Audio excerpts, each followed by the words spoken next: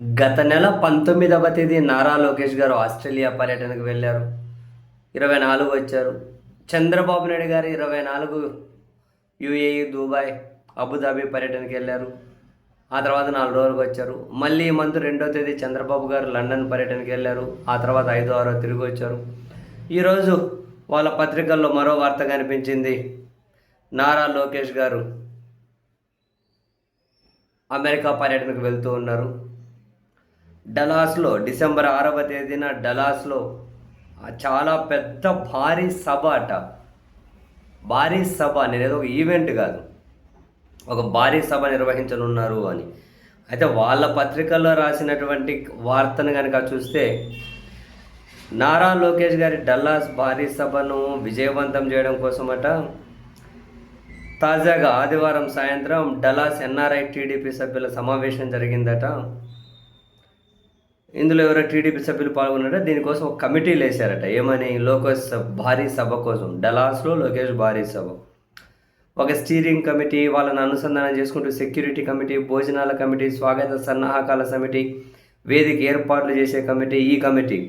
So ఈ కమిటీలో పాలు పంచుకునే వాళ్ళు అవి ఇవి అని ఇచ్చి ఓవరాల్గా 10,000 మందితోటి సభ అని, 10,000 మందితోటి నారా లోకేష్ గారి సభ జరపాలి అని.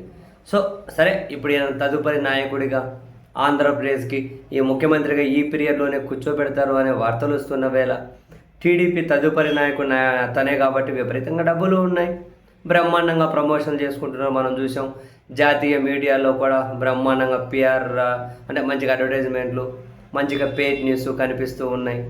ఈ డలాస్లో కూడా ఈ సభకు భారీగానే ట్రై చేయొచ్చు. అయితే వీళ్ళు అంటున్న దాని ప్రకారం 10,000 మందితో సభనుగా అంటే తెలంగాణ, ఆంధ్రప్రదేశ్కి సంబంధించి రాజకీయ నాయకుల్లో విదేశాల్లో అంత సభ పెట్టిన వాళ్ళు వాళ్ళే, ఇది ఒక రికార్డ్ అవుతుంది. ఎంతమంది వస్తారో తెలియదు. ఇప్పటివరకు ఎక్కువగా ఏం పెడతారు, ఏదైనా ఒక ఏమంటారు ఆడిటోరియం లాంటి వాళ్ళలోనే పెడతారు. కానీ ఇది భారీ సభ అంట, బయట పెడతారేమో. 10,000 మంది అంటే బయట పెట్టాలి. ఇప్పటివరకు ఎవరిన పైన ఒక ఆడిటోరియం లాంటి దాంట్లో 1000, 500, 1,500 మంది ఉంటారు. విదేశాల్లో భారీగా జనం హాజరైన తెలుగు వాళ్ళ ఆ ఈవెంట్ గురించి చెప్పుకుంటే, జగన్మోహన్ రెడ్డి గారు అదే డలాస్లోనే భారీగా జనం వచ్చారు. అప్పుడు అది కూడా నాట్ మోర్ దాన్ 3,000-4,000 మించి ఉండరేమో, మ్యాక్సిమం 5,000 మించి ఉండరేమో.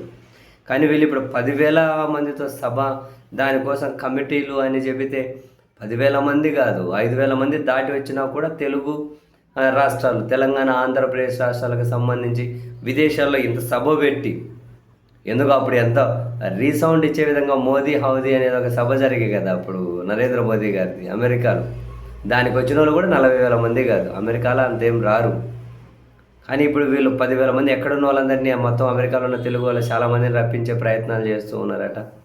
చూద్దాం ఆ సభ ఏంటి, ఎంత సక్సెస్ చేస్తారని. కానీ మొత్తం మీద అయితే మళ్ళీ నారా లోకేష్ గారుగా అమెరికా వెళ్తున్నారు, అక్కడ సభ అంట.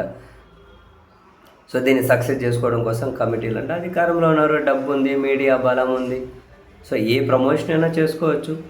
సరే, లోకేష్ గారిని అయితే తదుపరి నాయకుడిగా ఇప్పటికీ ఆల్మోస్ట్ ఇంకా ప్రకటించేశారనుకోండి. అఫీషియల్గా కూర్చోబెట్టడం ఎప్పుడు అన్నదే చూడాలి. ఈ టర్మ్లోనే ముఖ్యమంత్రి సీట్ మీద కూర్చోబెడతారా లేదా అన్నదే మిగిలిన ఒకే ఒక ప్రశ్న.